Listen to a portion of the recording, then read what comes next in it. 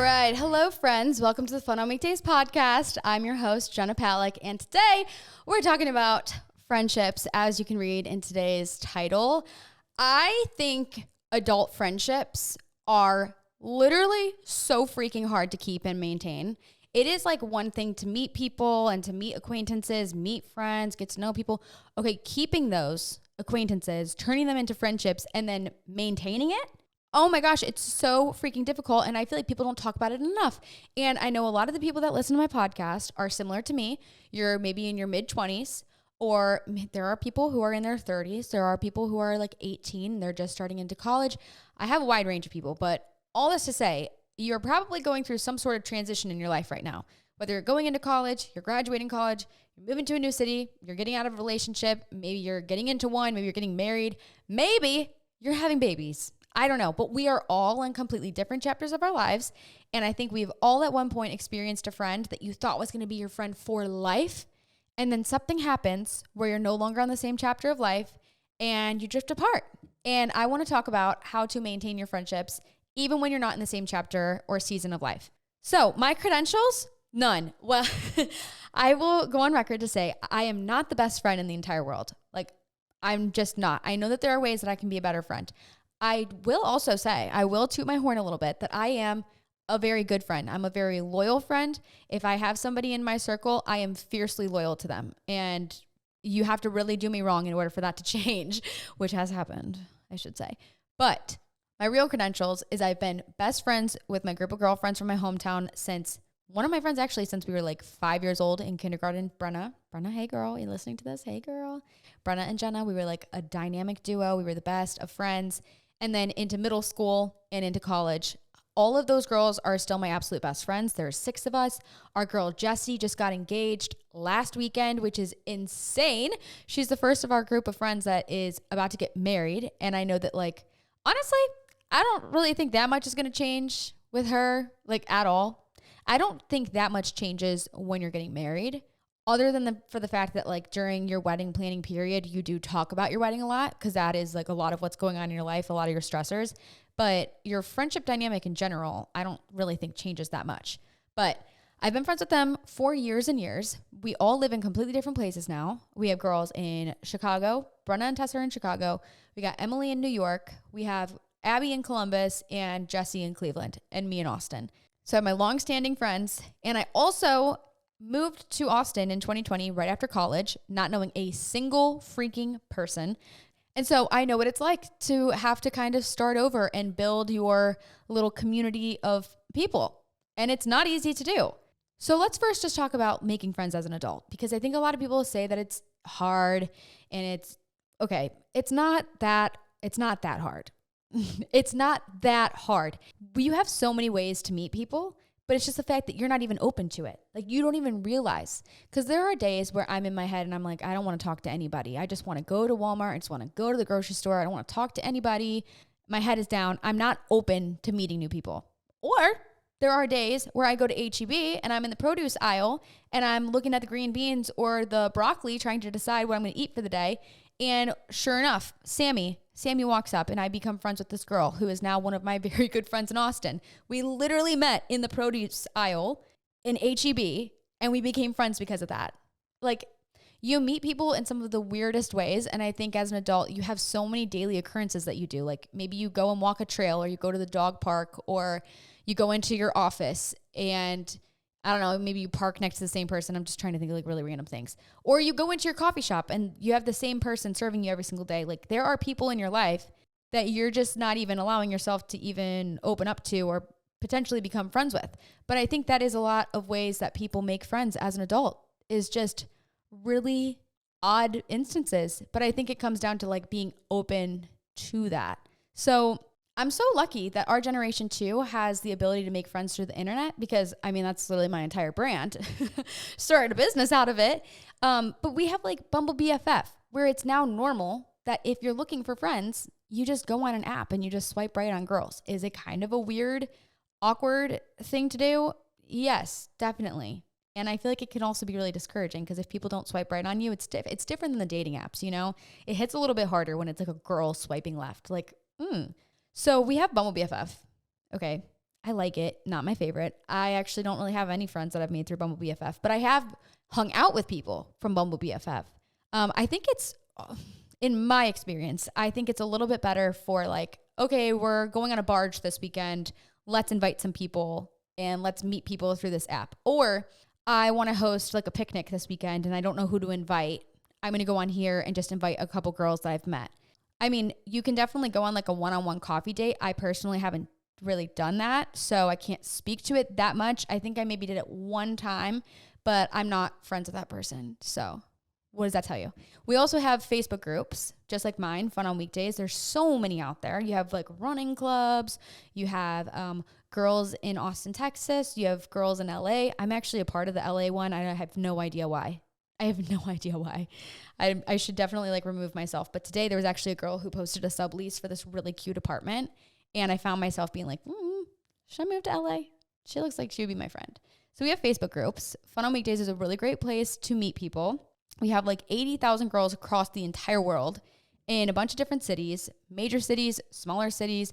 And our group is, in my opinion, and again, I'm biased, but it's all girls that are there for the same reason, which is to make friends, to meet people, to get advice, to find events to go to, and to just have fun and build community. Because if you don't have community in your real life, like offline, it can be really, really freaking lonely. So building it online can help you with that. And then figuring out how to transfer your online community to in person, that is definitely challenging. But meeting people in general, I don't think is as hard as people make it seem. I think people want to tell themselves that it's really hard so they can make excuses for why they're not like trying, but it really doesn't require that much energy. I understand there are people who are just naturally more social, naturally a little bit more like comfortable putting themselves out there. I would probably identify myself as one of those people, but I will say in the past couple of years, I have become quite a bit more reserved in terms of like who I really open up to. I think my trust has definitely been tested and broken. And so I think that has a little bit to do with it, but also just, I think I've like found my solid core group of people that I really love and care for. So for that reason, I'm not always looking for like a new acquaintance. If I meet somebody and we really hit it off, then we can become friends. But meeting people is not that hard. Making acquaintances, very easy. An acquaintance is somebody who is like more of a convenient friend. Okay. You chit chat with them on the weekend when you're inviting them to something. Maybe you hang out with them in a group setting, or maybe you go to them when like all of your other friends aren't able to do something. That to me is an acquaintance. So you're not super close. You could maybe be close with them, but it takes a lot of work and effort and intentional time to make an acquaintance into a friend. So how do you do that? Well, let me tell you. Let's first talk about the fact that when you are making friends, I think you should be fully aware of what kind of friend you are. It's just like, it's very similar to dating, you know, like you have to know what you're looking for in a partner, and you have to know what you also bring to the table as a partner. Like, what are your qualities that somebody else would look for? I personally am like such a big host. I love, love, love to have people at my house. It's my favorite thing to do. I love hosting girls' night. Every Monday night, my girls are over. We're watching Bachelor. Why did I say it like that? It's a Bachelor. We're watching Bachelor. I'm also the kind of friend that you can come to if you need advice for like your job, or you need somebody that's going to encourage you to take a leap of faith in some sort of direction, whether that's like with your career, with a boy, with a friend. Like, I am the friend that is going to tell you straight up, unfiltered, my honest opinion. And I know that that's what I bring to people. Some people don't like that. That's totally okay. I attract friends that want that in a friend.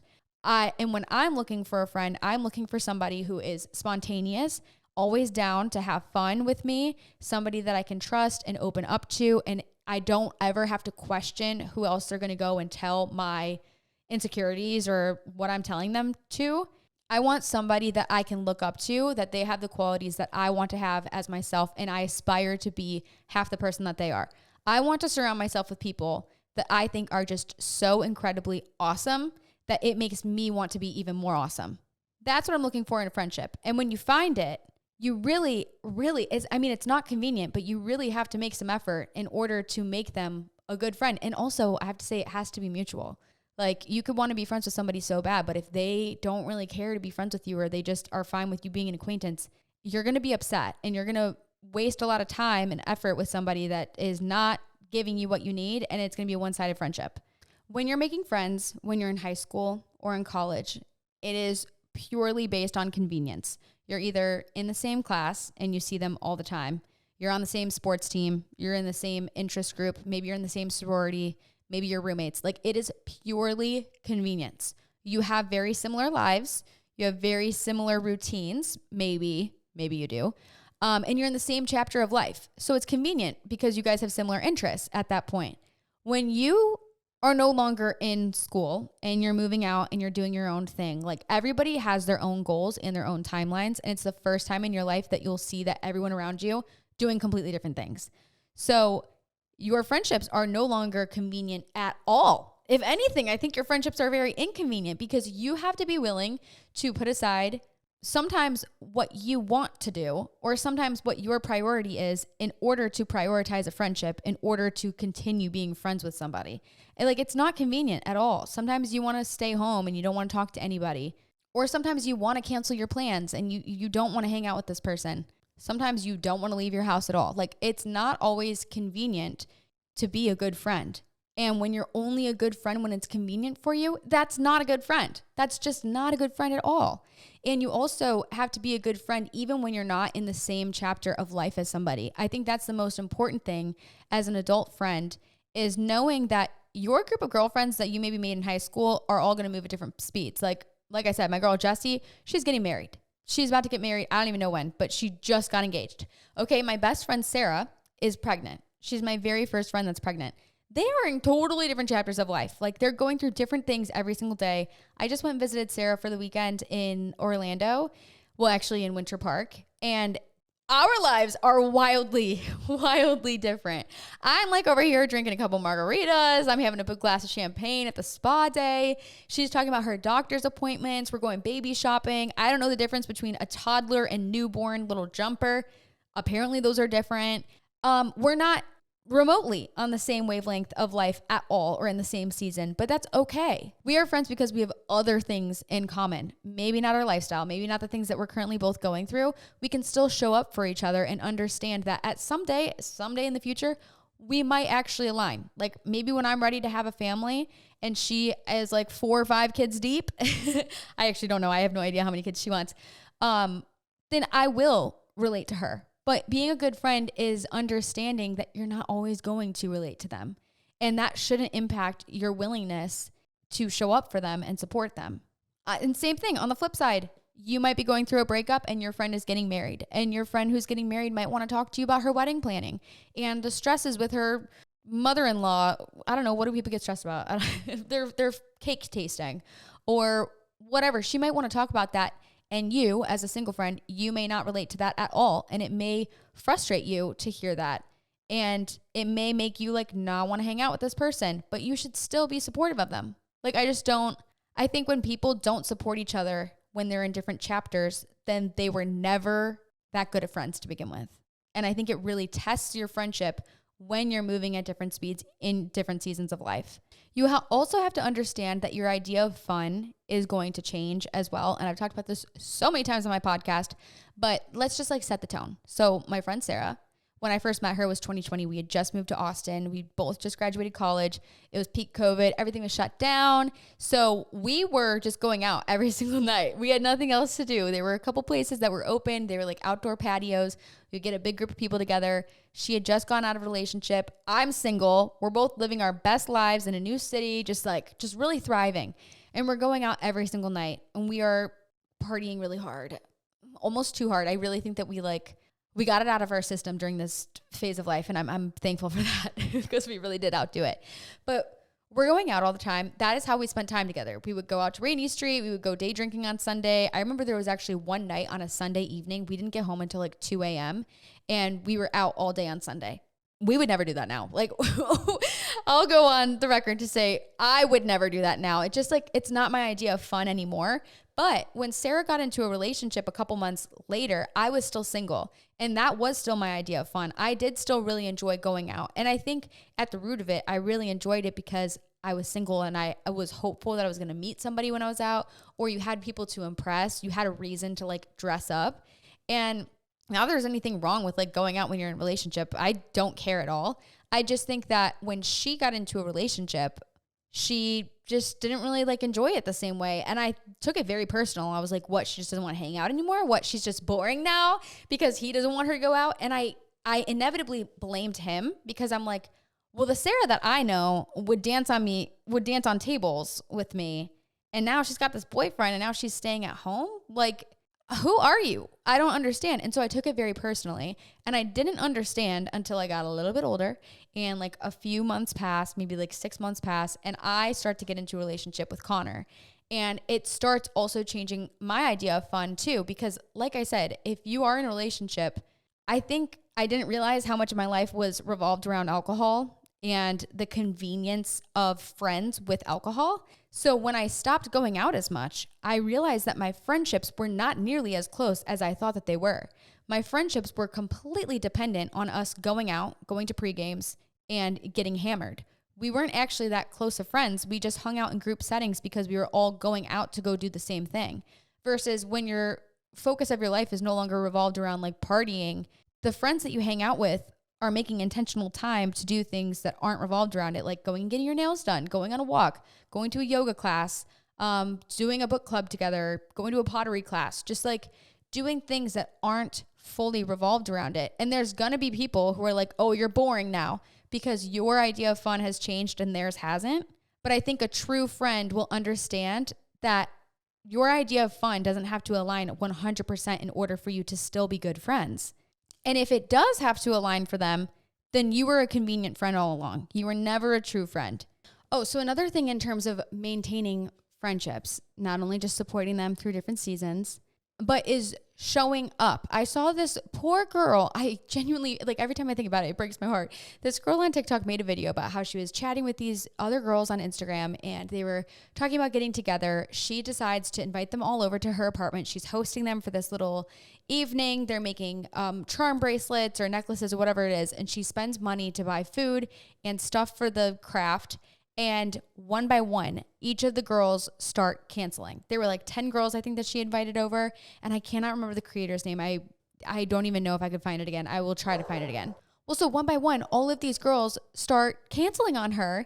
And she is just so discouraged by the end of it because she's like, okay, well, why did I put myself out there? Why did I invite people if they say that they're going to come and then they just end up canceling last minute with no reasoning? Like, it's discouraging 100% in order to put effort towards people you want to be friends with, only for them to not reciprocate it at all.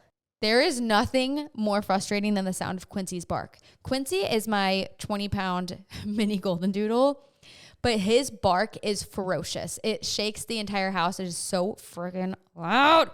So sorry, he was just barking. But I think it's become a very, very common thing that people just cancel on each other all the time. People will buy tickets to concerts. They'll RSVP to events. They'll tell their friends they're going to go somewhere. They'll sign up for a fitness class and you just cancel. And I totally understand there are a lot of instances in why you would cancel. Maybe you have really severe social anxiety. Maybe you get in your head and you're like, I can't do this. I don't want to go. This is awkward. I'm uncomfortable. I don't want to put myself out there.